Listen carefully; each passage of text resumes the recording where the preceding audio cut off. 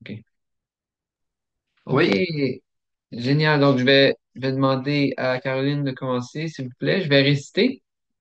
Et on est au quatrième chapitre, texte 13. C'est un texte qui est bien connu aussi.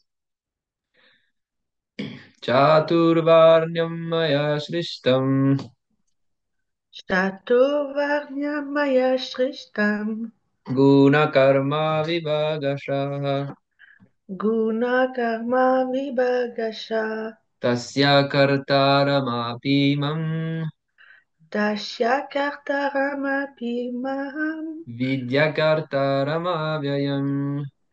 Vidyarkataramavyam Yam. Traduction. J'ai créé les quatre divisions de la société en fonction des trois gunas et des activités qui s'y rattachent. Mais sache bien que j'en sois le créateur, je demeure non agissant car je suis immuable. Tenant reporté, le Seigneur est le créateur de tout ce qui est. Tout naît de lui. Tout est maintenu par lui et après l'annihilation, tout repose en lui. C'est donc lui qui créa les quatre classes de la société, à savoir les brahmanas, les hommes de haute intelligence dont la vie est inspirée de la vertu, les kshatriyas chargés d'administrer la société et influencés, eux, par la passion, les Vaishyas responsables du commerce qui subissent l'ascendant de la passion et de l'ignorance, et les Shudras, la classe des travailleurs qui, eux, vivent sous l'emprise de l'ignorance. Bien qu'il soit le créateur de ces quatre divisions sociales, Krishna n'appartient à aucune d'elles, car il n'est pas comme l'être humain, une âme conditionnée. La société humaine s'apparente à n'importe quelle société animale, mais afin que l'homme s'élève au-dessus du stade animal et que soit favorisé l'épanouissement systématique de la conscience de Dieu, le Seigneur a institué cette organisation organisation sociale. sociale. Le caractère les activités d'un être sont déterminés par les modes d'influence de la nature et seront décrits dans le 18e chapitre.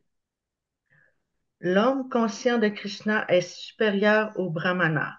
Le brahmana est par définition celui qui connaît le Brahman, la vérité absolue et suprême, mais il n'appréhende le plus souvent que l'aspect impersonnel de Sri Krishna. Le dévot, le Vaishnava, transcende la connaissance limitée du Brahmana et parvient à connaître Krishna, Dieu, la personne suprême, ainsi que ses émanations plénières, Rama, Narasimha, Varaha, etc. À l'instar de Dieu, l'être conscient de Krishna transcende ce système de Hmm. division sociale et toute considération de race, de nation et de communauté. Merci. Donc, on va lire le texte 14. Pierre, s'il vous plaît. Namam karmani limpanti. Namam karmani limpanti. Name karma palispriha. Name karma palispriha. Iti mam yo vijanati. Iti mamyo bijanati. Karma vina savadhyate. Karma birna sabhadyate. Oui. Traduction. Nulle affection ne m'affecte et jamais je n'aspire au fruit de l'acte. Celui qui me connaît comme tel ne s'empêtre pas dans les conséquences de ses actes. Hmm. T'en as vu porter? Donc là, on a un écho là, du troisième chapitre. C'était pour ceux qui étaient avec nous, là. Hein? Fait que je te parlais de comment dire, ses agissements euh, apparemment terrestres, hein? avec ses devoirs sociaux. Et là, c'est un peu le même enseignement. Ok. Tout comme dans certaines constitutions, le souverain est dit n'être sujet ni à l'erreur ni aux lois de l'État, le Seigneur n'est pas touché par les activités de ce monde, bien qu'il en soit le créateur. Il crée, mais reste au-delà de sa création, tandis que les êtres vivants, qui sont toujours enclins à dominer le monde, sont liés aux conséquences de leurs activités matérielles. Dans une entreprise, ce sont les ouvriers qui sont responsables de leurs actes, bons ou mauvais, et non le directeur. Dans l'univers matériel, chaque individu agit pour son propre profit, sans tenir compte des directives du Seigneur. Il travaille à accroître son plaisir sur terre et aspire au bonheur édénique après sa mort. Mais le Seigneur, qui trouve sa plénitude en lui-même, n'aspire évidemment pas au prétendu bonheur des planètes édéniques dont les habitants, les dévas, sont ses serviteurs. Un supérieur n'est certes pas attiré par les menues satisfactions de ses subordonnés. Krishna transcende l'action matérielle et n'est pas sujet à ses conséquences. Il est comme la pluie qui, bien qu'elle ne soit pas responsable de la végétation, est nécessaire à la croissance des plantes. La Smriti védique le confirme. Nimita matram eva shau. Je le prononce, je le dis? Oui, oui. Shriyanam Sarga Karmani Pradana Karani Bhuta Yato Vai Shriya Sattayaha. Le Seigneur est la cause ultime de tout ce qui est, alors que la cause immédiate en est l'énergie matérielle par laquelle la manifestation cosmique est rendue visible. Les êtres créés dans toute leur variété, dévas, hommes, animaux, doivent subir les contre-coups de chacun de leurs actes, bons ou mauvais. Le Seigneur leur donne les conditions requises pour agir, ainsi que l'ordonnancement des modes d'influence de la nature, mais il n'est pas plus responsable de leurs agissements passés que de leurs agissements présents. Hmm. Cette impartialité du Seigneur envers tous les êtres est décrite dans le Vedanta Sutra 2, ouais, 2.1.34. Vaishamya Nairgirnye Na Sapik Sattvat. Chacun est responsable de ses actes. Le Seigneur ne fait, à travers son énergie externe, la nature matérielle, que rendre ses actes possibles. Quiconque connaît tous les secrets du karma, cette loi complexe qui régit toute action matérielle, n'est plus affecté par les suites de ses actes. L'être conscient de Krishna n'est plus soumis à cette loi parce qu'il a réalisé la nature transcendantale du Seigneur. Par contre, celui qui ne connaît pas sa nature transcendantale et qui croit que ses actes sont intéressés comme ceux d'un homme ordinaire s'empêtre dans les rites de l'action matérielle. Qui connaît la vérité suprême est un être libéré, établi dans la conscience de Krishna. Hmm. Jai. Jay. OK. Euh, Tracy, le dernier texte. Evam gyatta kritam karma Evam jana krita karma purverapi mumukshubhi purverapi mumukshubhi kuru karmaiva tasmattam kuru karmave tasmattam purve purvataram kritam. purve purvakataram kritam. Traduction. Les âmes libérées des temps passés ont toutes agi conformément à cette compréhension de ma nature transcendantale. Remplis donc ton devoir en suivant leurs exemples. Tonnerre et portée. Il y a deux sortes d'hommes, ceux dont le cœur est souillé par la matière et ceux dont le cœur n'est plus contaminé. La conscience de Krishna est bénéfique les uns comme aux autres, est bénéfique aux uns comme aux autres. Ceux dont le cœur est plein d'impuretés peuvent graduellement se purifier en observant les principes régulateurs du service de dévotion. Quant à ceux qui sont déjà purifiés, qu'ils continuent d'agir dans la conscience de Krishna, afin que tout le monde profite de leur conduite exemplaire. Bien des ignorants, et même des dévots néophytes, qui n'ont pas une compréhension profonde de la conscience de Krishna, souhaitent renoncer à toute action. Et nous avons vu que le Seigneur n'approuve nullement Arjuna quand il lui fit part de sa résolution de ne pas combattre. De ne pas combattre. En fait, il suffit simplement de savoir comment agir. Mieux vaut œuvrer pour Krishna plutôt que de renoncer au service divin en feignant d'être conscient de Dieu. Krishna conseille à Arjuna d'agir en pleine conscience de sa personne et de marcher sur les traces de ses anciens disciples, tels Vivasvan, le déva du soleil, dont nous avons parlé précédemment. Le Seigneur suprême est en effet pleinement conscient de ses actions passées, tout comme il est pleinement conscient des actions de tous ceux qui le servirent alors. C'est pourquoi il conseille à Arjuna de suivre l'exemple du déva du soleil, à qui il enseigna il y a des millions d'années l'art de la conscience de Krishna. Les disciples du Seigneur, dont il est ici fait mention, étaient tous des êtres libérés s'acquittant de leurs devoirs assignés. Hmm. Hmm. Donc, ce verset réfère à ceux qui euh, ont été dans la lignée disciplique du Seigneur, hein. Donc, au début du chapitre, si vous vous rappelez, c'était mentionné. Ivasvan manave praha manurikshvakave bravit. Le, le parampara. Hein? OK.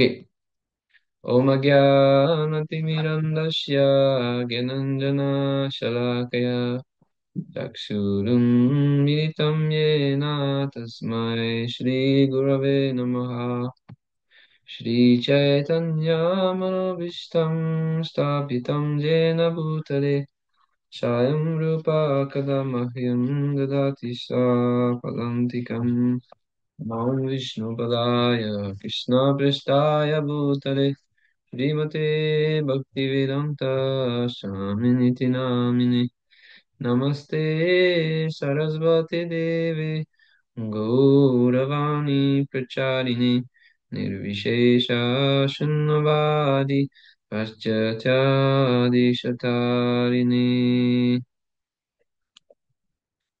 Panchakalpatarubhyascha Kripa Sindhubhya eva cha Patitanam Pavanibhyo Vaishnavibhyo Namo Namaha.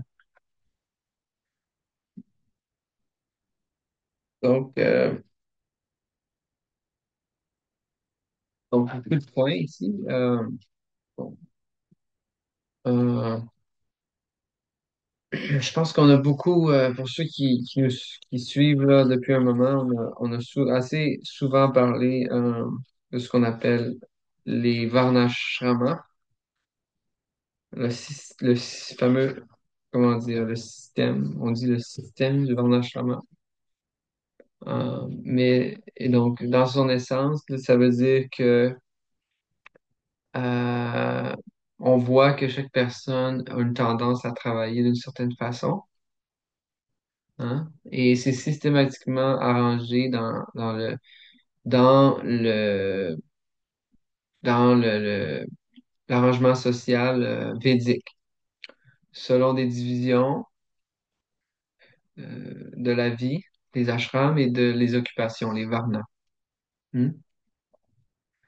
Et je pense pas que on a besoin de révisiter tout ça. Mais comme on disait, c'est que euh, la plateforme dont Krishna parle, il parle littéralement là, du service de dévotion hein, dans ce service, dans ce chapitre. Il commence en disant, bon, j'ai transmis la science du yoga personnellement dans les temps passés et je te l'ai aussi enseigné. Tu étais avec moi, Arjuna, mais tu l'as oublié. Et donc, il lui dit, je viens dans ce monde par mon énergie interne pour établir les principes du service de dévotion. Et plusieurs personnes, et il faut que tu saches que ma naissance est transcendantale dans ce monde et que ceux qui comprennent ça se prennent refuge en moi et se libèrent de l'attachement, la peur et la colère et je les récompense selon leurs efforts. Alors là, on est littéralement dans, on pourrait appeler ça Bhagavad Dharma. OK?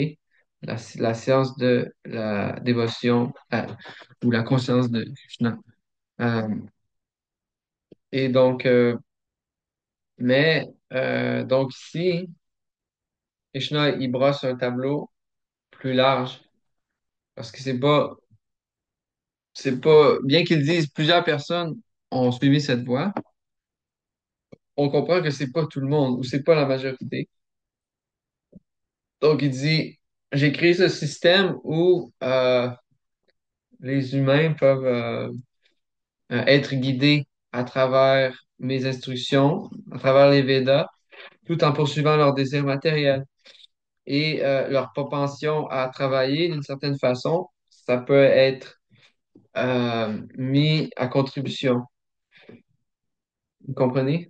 Ça peut être, on parlait disait dovetail, ça peut être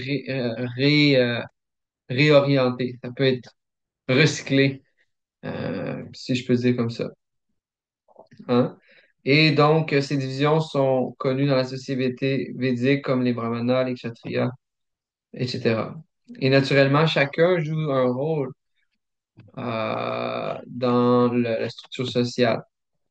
Hein? Donc, à l'heure actuelle, comme il n'y a pas vraiment, il y a comme une érosion réellement des castes, des varnas. Alors, c'est pas facile de dire qui est un brahmana, qui est un kshatriya, même pas juste en Occident, mais même en Inde, par exemple, ou dans les sociétés, on pourrait dire plus traditionnelles. Mais en gros, l'influence du Kali Yuga est partout. Et c'est pourquoi les Écritures enseignent Kalo Shudra Sambhava. Dans cette ère de Kali, essentiellement, tout le monde naît et tout le monde qui vient au monde est considéré Shudra. Hein. Autrefois, par la naissance, par la vertu des samskars qu'on appelle, hein, donc les rituels de passage comme Garbhodan, ça veut dire le rituel pour concevoir un enfant, hein, et les traditions familiales là, qui se déroulaient depuis des centaines de générations. Eh bien, il y avait une vision naturelle, même à la naissance. On pouvait dire, bon, cette personne-là est un brahmana ou un kshatriya. Bien sûr, il y avait un entraînement aussi, mais n'empêche que les naissances étaient plus claires, si je peux dire ce mot-là. Alors qu'à l'heure actuelle, les cartes sont brouillées. Bien sûr, certaines personnes sont dans la passion, certaines sont dans la vertu, c'est normal. Mais en règle, en gros, si on fait si on simplifie, on peut dire on se tombe tous dans la catégorie de Shudra, OK? Ou dans le domaine de l'ignorance. Euh, et, euh, et ce même verset, là, que je sais pas ça vient d'où, sur les Puranas, Kalo Shudra Sambhava, euh, Samskara Bhavet Dvija. Donc, oui, à l'heure actuelle, on peut être un Dvija, ou c'est un Dvija, ça veut dire qui est né deux fois. Ça veut dire, Dvija, ça réfère au Brahmana. Euh, oh, Hare Krishna Florence. Hare Krishna. Tu pensais-tu que c'était à 8 heures? Ah oui. Ah, ok, ok. Non, on a commencé à 7 heures. Oups. Ok, Bon. c'est pas grave. On est dans le feu de l'action. Euh, Sanskarat Bhavet Dvija. Dvija, ça veut dire un Brahmana. Ou deux fois né. Ça veut dire qu'on reçoit une naissance, naturellement, comme euh, par les parents, par la semence du père. Ça, c'est une naissance qui est commun aux humains et aux animaux. Hein? Donc, c'est pas très spécial. Tout le monde a cette naissance. Mais lorsqu'on est deux fois, on devient Dvija. La deuxième naissance, ça veut dire que on est à la réalité spirituelle et dans cette naissance, notre père, ça se trouve à être Guru, le maître spirituel. Et notre mère, c'est qui? Vous le savez?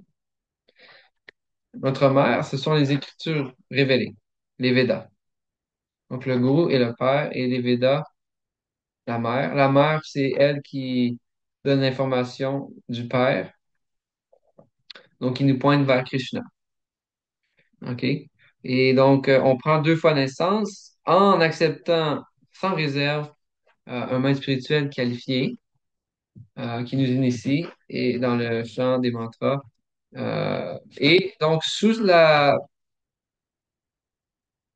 tutelle d'un maître spirituel qualifié, si on adopte les pratiques, si on adopte les régulations, les restrictions, les pratiques, alors on peut se qualifier en tant que brahmana, que dvija. Et donc, c'est la méthode dans l'ère de Kali. Il n'y a pas d'autre méthode pour reconnaître qui est un brahmana, puisque le système d'hérédité est unifié maintenant, à l'heure actuelle. Donc, c'est libre à chaque personne et selon les codes régis par les Écritures dans ce qu'on appelle Pancharatra, les codes comment dire, du service dévotionnel en pratique, OK? Ben, on reconnaît une personne comme étant brahmana selon ses activités et les qualités qu'il développe. Alors, c'est ouvert à chacun d'entre nous, mais ça consiste à se vouer aux activités brahmaniques telles l'étude des Écritures, une vie pure, vouée au développement de la conscience de Dieu, se vouer au bien d'autrui, adorer les murtis, les déités au temple ou à la maison, euh, manger purement, offrir sa nourriture au Seigneur, chanter, être propre. Bon, c'est toutes des choses qui viennent avec l'association, avec l'entraînement. Et donc, on peut devenir brahmana. Et donc, c'est un peu la conclusion en ce qui a trait à ça. Bien sûr, on a chacun nos inclinations pour travailler. Mais en bout de ligne, euh, on peut, par la grâce de Chaitanya Mahaprabhu et son mouvement, être sur la plateforme brahmanique. C'est libre à nous et c'était le désir de Prabhupada euh, pour tous ses disciples, pour sa mission dans le monde entier. OK. Et euh, oui. Et bien sûr, Prabhupada le spécifie, comme il le dit souvent, euh, celui qui est un Vaishnava, c'est-à-dire celui qui a assimilé ou qui a pris connaissance de la nature transcendantale de Krishna et de ses associés et du monde spirituel, et qui a compris ou commencé à comprendre qu'il appartient au monde spirituel. Donc, Vaishnava, pour lui, ces divisions-là n'ont plus tellement d'incidence, OK? Ou d'importance. Ils transcendent les divisions sociales. Il disait que le brahmana, par définition, c'est celui qui connaît Brahman, la vérité absolue. Mais généralement, plus souvent qu'autrement, sous l'aspect impersonnel. Mais pour celui qui a appréhendé Dieu dans sa forme personnelle, alors on le connaît comme un Vaishnava. Alors lui, il n'est plus hum, classifié dans les divisions sociales. OK. Donc, on pourrait parler pendant une semaine sur le Varnashram. Euh, donc, comment dire, on peut, donc c'est un résumé, là. Mais ici, ce qui nous intéresse, donc, dans le prochain, c'était, comme je disais, un peu un écho du chapitre précédent, parce que dans le chapitre 3, comme là, dans le verset 13, il dit, c'est moi qui ai créé le Varnashram, mais moi, je demeure je prends pas part à ça, et parce que je suis inchangeable, éternel. Donc ici, c'est une section où Krishna va élaborer de tous les angles possibles sur cette science qu'on appelle le karma. Hmm. Hmm. Et donc, ça nous aide à clarifier un peu déjà ce on avait eu cette discussion-là la dernière fois avec Mme Bonanda. Chaque individu dans ce monde matériel agit pour son propre profit, sans tenir compte des directives du Seigneur. OK. Euh, ouais. Euh, Ça veut dire que tout ce qu'on fait, ça nous affecte. Et dès qu'on prend connaissance de ça, alors on commence à changer notre vie, naturellement. Hmm? Euh, alors, pour dire qu'est-ce qu'on résumait un peu au début de la classe, le Seigneur est la cause ultime de ce qui est, alors que la cause immédiate est l'énergie matérielle, laquelle se manifeste le cosmos. Ça veut dire que si on comprend qu'il y a une loi comme le karma qui nous donne le choix de soit agir bien, soit agir mal, soit entre guillemets, et de recevoir les réactions appropriées, alors ça signifie qu'il y a une intelligence ou plus spécifiquement une personnalité qui nous attribue tous les fruits de ses actions. C'est logique. Il y a quelqu'un qui sait qu'on a fait quelque chose, puis qui nous donne le résultat. Hein? Comprenez? C'est pas même si dans dans ce monde matériel, si on reçoit un ticket, une infraction ou on va en prison, ben c'est parce que quelqu'un a réalisé que j'avais fait quelque chose de mal et il a émis une sanction. Comprenez? Donc je peux pas recevoir de karma s'il n'y avait pas Dieu. Ça fait pas de sens. C'est quoi? Sinon, c'est qui est le témoin? C'est qui sait que j'ai fait quelque chose de bien ou quelque chose de mal? C'est qui ordonne ma sanction ou ma récompense? Hein? Donc, on voit dans le monde matériel, ah, je suis donc bien intelligent dans cette vie-ci, j'ai juste des 100% à l'école, tu sais. Ou euh, euh, ça va donc bien mal dans ma vie, j'ai jamais d'argent. Ou, donc ça, c'est la cause immédiate, c'est la nature matérielle.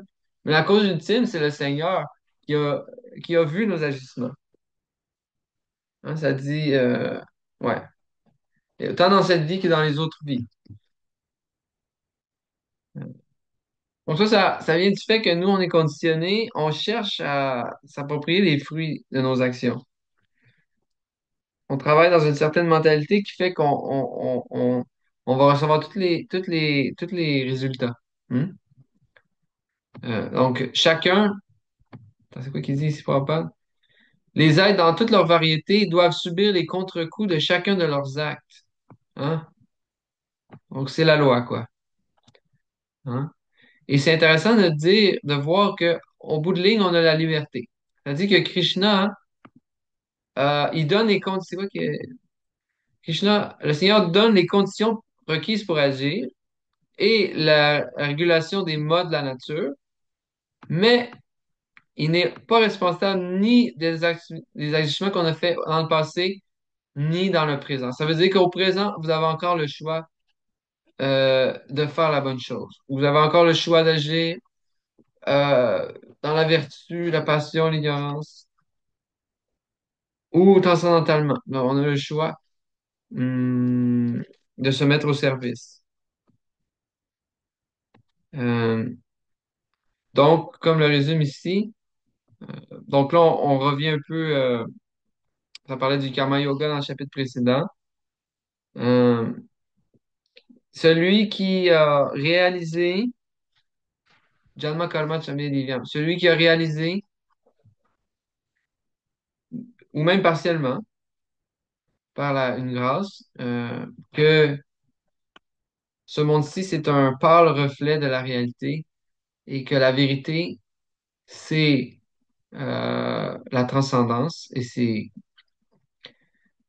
Krishna, l'être suprême, qui vient dans sa forme originelle pour révéler les gloires de son monde.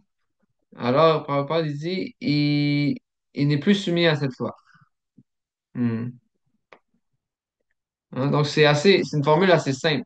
Mais si on comprend que Krishna est là, qui vient dans ce monde pour montrer ses divertissements, et lui-même enseigne, je suis situé dans le cœur de tous les êtres, je donne les actes, le fruit des actes bons ou mauvais. D'une vie à l'autre, je les observe, et ceux qui s'abandonnent à moi, je les récompense. Alors, aussitôt on cultive cette réalisation-là, qu'on on commence à la voir, alors déjà, on comprend qu'on a une existence à part de notre karma. OK? Hein? Le karma, c'est comme je ne saurais pas quel exemple donner, tu sais. Mais en gros, c'est attaché à notre corps et à notre mental. Vous comprenez? Notre âme, elle n'a pas vraiment de karma. On pourrait dire ça comme ça. Prabhupada, il explique à un autre endroit, je pense que c'est dans le chapitre 5, il dit, dès que notre association avec la matière est finie, avec le corps, alors notre association avec toutes les réactions karmiques est finie aussi.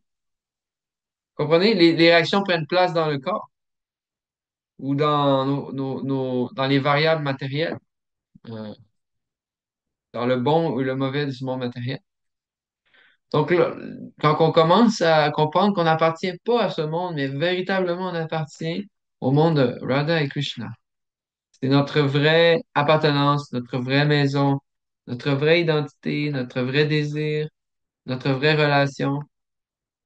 Hein? Donc là, et qu'on agit là-dedans, alors on s'affranchit de cette loi. C'est quand même merveilleux. C'est naturel aussi. Hein? On va le voir dans le chapitre 14. Mamchayo vyabhicharina bhakti yogana sevate sagunan samati tyaitan. En agissant constamment dans cet esprit d'être au service de Dieu sans arrêt, quelles que soient nos circonstances, nos occupations, euh, alors on va, euh, on va surmonter l'influence euh, des qualités matérielles et des autres, on en parlait au début de la classe, avant d'enregistrer, là, des karmas. Hein, parce que le karma qu'on a reçu à la naissance, il va se dérouler. Mais si on prend refuge du service de dévotion, euh, on va pouvoir, comment dire, pratiquement parlant, le transcender. C'est-à-dire, il va plus nous affecter. Ou il va nous affecter de façon très minime par rapport à ce que on devrait recevoir. OK? Euh, Ça, c'est une expérience que tous les dévots peuvent faire. Je pense que Caroline, tantôt, elle disait aussi, ah ben, je souffre pas mal moins depuis que j'ai une meilleure association. Hein. Donc, tout commence dans l'association. Donc, notre karma, il est là, mais il peut être très amoindri par la pratique et on peut tous avoir l'expérience directe de ça. Un exemple que je peux vous donner, c'est que dans son livre merveilleux, Harinam Chintamani, Sri Harinam Chintamani, Bhaktivinoda Thakur, il explique que celui qui chante les saints noms, Hare Krishna, Krishna Krishna, Hare Hare, Hare Rama, Rama Rama, Hare Hare, ne serait-ce que sur la plateforme de Namavas. C'est la plateforme intermédiaire, OK? C'est pas la plus haute plateforme. Pour cette personne, il conquiert l'influence des planètes maléfiques. Imaginez. Hein? Ça veut dire que en face de la puissance de ce chant, Hare Krishna, les saints noms de Dieu, euh, les agents de Maya, de l'énergie matérielle, ne sont pas très significatifs. OK? Donc, c'est important pour un dévot de comprendre ces choses, comme on en avait parlé des fois. Tu sais, faut prendre, comment qu'on dit ça? Hmm, faut prendre, par exemple, l'astrologie ou des choses comme ça pour qu'est-ce qu'ils sont aussi. Hein? Pour un dévot, ça demeure toujours au plan secondaire, sur un plan secondaire. Donc, voilà, et Krishna, hmm, il redit un peu là, qu'est-ce qu'il y a, qui est mentionné dans le chapitre 3. Suis cet exemple de ceux qui ont été parfaitement conscients de ma personne dans le passé. Et en référant, Prabhupada se dit à ceux qui étaient décrits dans le début du chapitre, c'est-à-dire les disciples de la lignée disciplique, l'affiliation spirituelle.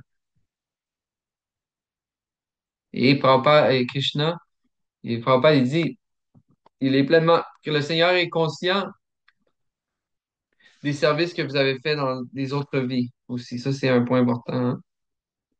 Le Seigneur sait qu'est-ce qu'il a fait auparavant et il sait comment on l'a servi euh, dans cette vie aussi, mais dans les autres vies. Et c'est grâce à ça que cette réciprocation continue.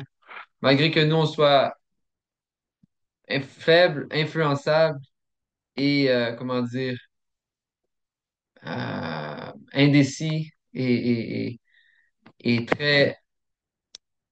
Bhaktivedanta Sarasvati Thakur, il dit, les âmes conditionnées, ils ont une caractéristique commune, c'est qu'ils sont, ils sont extrêmement serviables envers Maya, extrêmement dociles envers Maya. OK. Donc, qu'est-ce que je veux dire, c'est que on est très docile envers Maya, mais malgré tout, Krishna, il nous check et il nous donne sans cesse des opportunités et euh, la balle est dans notre camp. Je peux dire ça comme ça. Hare Krishna. Merci beaucoup. Donc, on va ouvrir pour les questions ou vos commentaires. Ça fait plaisir. Une question, Oui, pas vous. et, tu dis, avec Maya, sont très gentils, là, tout ça, mais Maya, c'est pas juste la gentillesse qu'elle donne, hein? Elle te donne des coups des fois que c'est dur à remonter.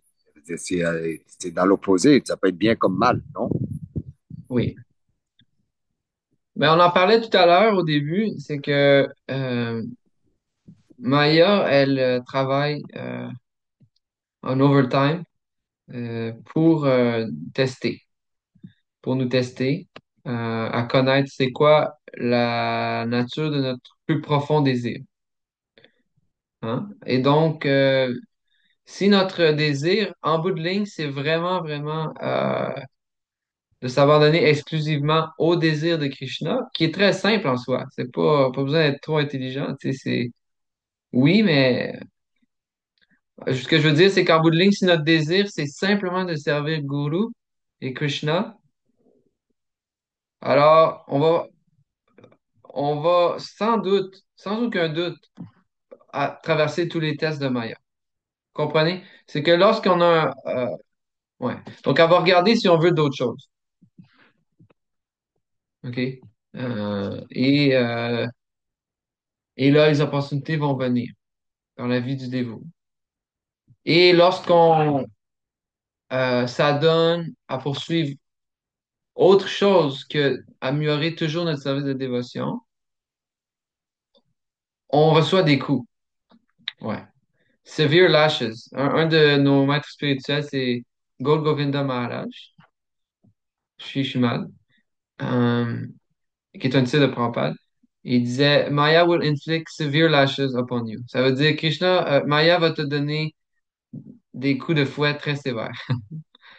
Euh, et c'est vrai. Et si on est honnête et qu'on regarde dans notre vie, c'est l'expérience de chacun d'entre nous.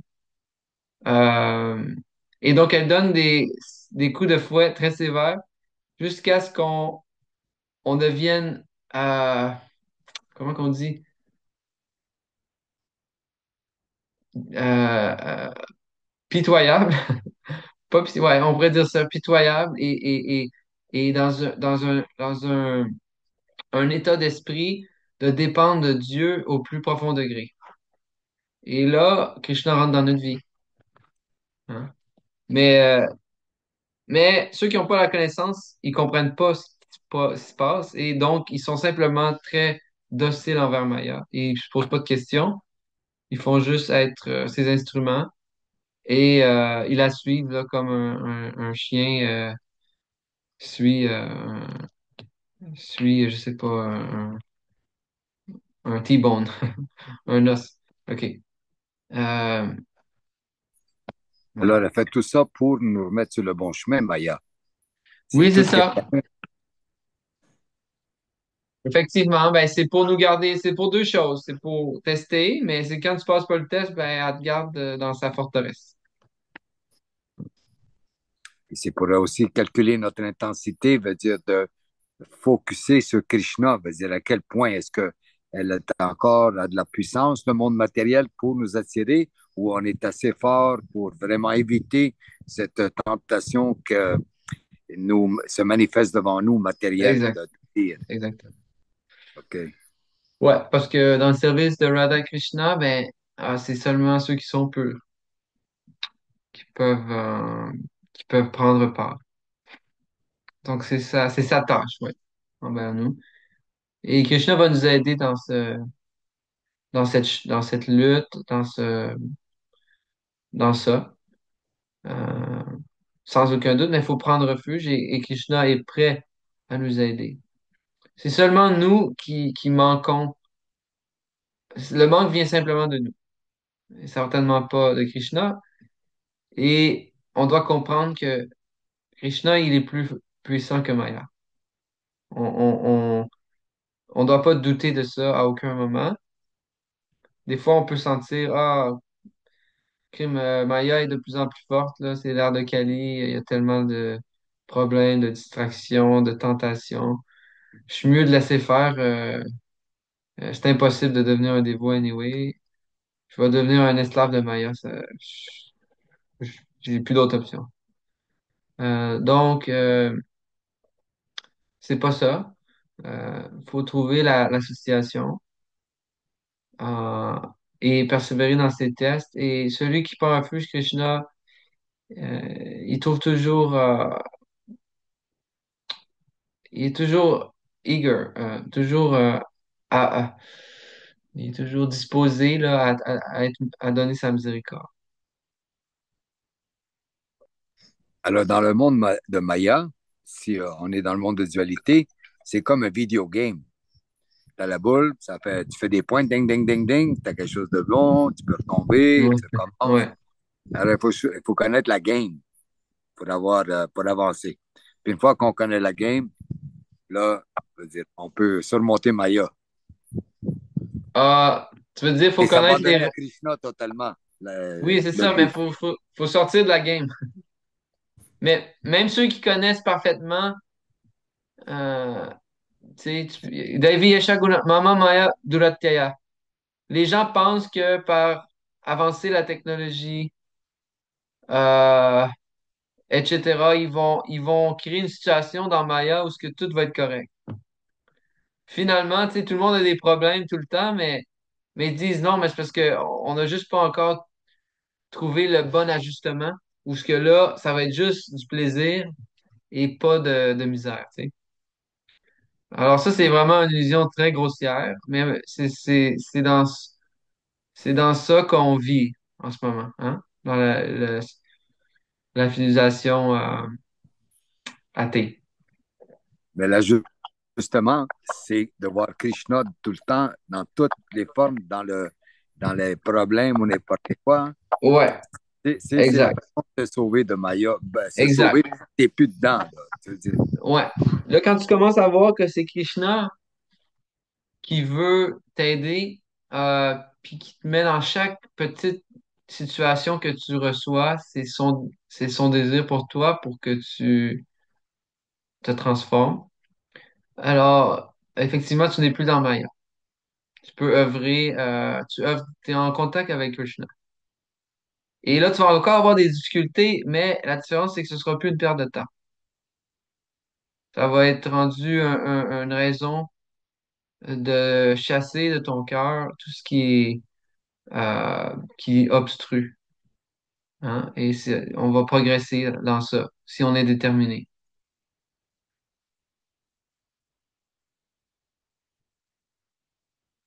C'est correct. Là, changer notre façon de voir la dualité et de voir Krishna dans tout, mais tout, tout, tout, Ouais, c'est tout, ça. tout. C'est ça. C'est ce que va nous C'est apprendre facile la et c'est Bhagavad Gita. difficile. C'est Mhm. facile et difficile en même temps, très difficile, mais en Ouais, même temps très facile. ouais. C'est, Avec la bonne association, c'est facile. ouais, Ouais. Ok. Merci, Prabhu. c'est Oui, Pierre, Prabhu? Une petite question. Ton nom étant Goranga, Ouais. j'entendais hier une capsule de Srila Prabhupada qui recommandait de faire appel justement à Chaitanya Mahaprabhu plutôt que Krishna. Parce que Krishna était très exigeant et demandait de tout lui abandonner, Ouais. alors que Chaitanya, lui, ne demandait que de réciter les saints noms. Mm. C'est quelque chose qui est utile pour toi, pratiquement, ça, ou pas rendu à un certain niveau? Vous me demandez pour moi? Oui? Ben oui, même que je pensais vous en parler, mais je me suis dit, ça n'a pas rapport avec ce qu'on lit. Mais oui, c'est vrai. Écoute, c'est complètement vrai. Euh, c'est quelque chose qu'on réalise éventuellement ou graduellement, je peux dire. Mais si ce mouvement existe, c'est simplement par le désir de Sri Chaitanya Mahaprabhu. Et si des personnes comme avec le background que moi j'ai en tout cas peuvent pratiquer dans ce mouvement, c'est simplement par sa miséricorde, son amour illimité. Euh, c'est ce qui peut expliquer ça, hein. Mais donc oui, Mahaprabhu, il est spécial. Je ne saurais pas si je peux vous transmettre un mood en essayant de vous l'expliquer, là, mais lorsque vous écoutez ces divertissements, vous comprendrez à quel point, parce que Mahaprabhu, c'est Krishna, c'est ça qui arrive. Mhm. Et Krishna, c'est Mahaprabhu. Gauranga, c'est Krishna, Krishna, c'est Gauranga. Donc, c'est Krishna. Alors, donc c'est Krishna euh, ouais, qui est comme débordant de compassion puis d'amour inconditionnel, puis qui est tellement débordant de compassion que euh, faut écouter ses divertissements pour comprendre. C'est qu'il déverse l'amour de Dieu continuellement à tous d'une façon tellement accessible et facile qu'il s'agit juste de l'accepter, c'est tout.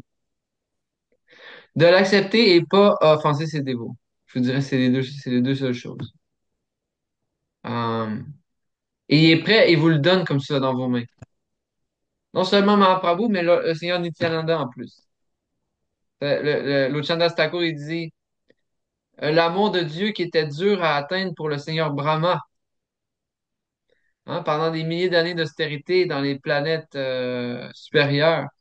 Cet amour de Krishna, Vraja Prema, l'amour de Krishna à Vrindavan, cet amour que Brahma ne pouvait atteindre, Nityananda le donnait sans réserve à même ceux qui ne savaient pas c'était quoi, même ceux qui ne le voulaient pas.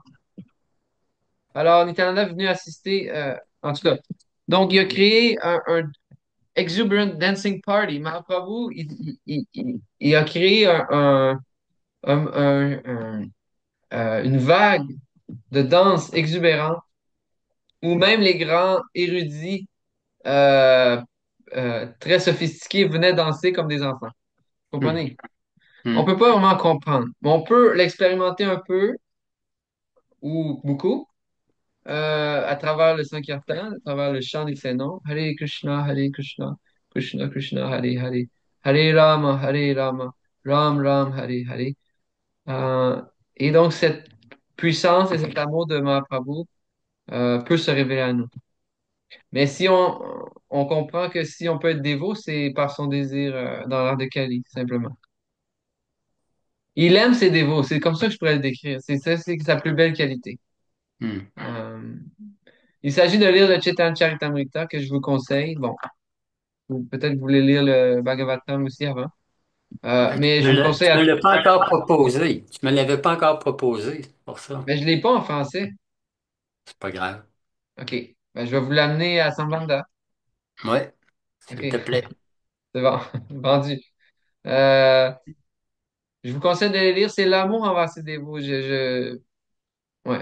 Je vais sûrement échouer à bien vous l'expliquer. Je vous dis juste ce que moi j'ai compris. Ben, ça se passe au-delà des mots. Tu l'as Ouais, même dit ton nom. Écoute. c'est ça. Mais c'est une expérience. Hmm. Lorsqu'on va rentrer dans le Sankirtan de Mahaprabhu et qu'on sent on voit que nos jambes dansent tout seules et nos bras se lèvent tout seuls, et que dans notre cœur, il y a une fête continuelle, alors on va comprendre, ah, ça, c'est le mouvement de Sankirtan de Mahaprabhu. Et voilà. Et on a juste à faire ça tout le temps. Et Mahaprabhu va faire les arrangements dans cette vie et au moment de la mort pour nous. C'est pas pour quand les chants du Maha Mantra, c'est pas pour rentrer dedans, pour transcendenter le monde matériel, puis vraiment vibrer dans les chants. Le Mahaprabhu nous a mis ça pour faire notre vie plus facile pour cet âge de Kali. C'est Ouais.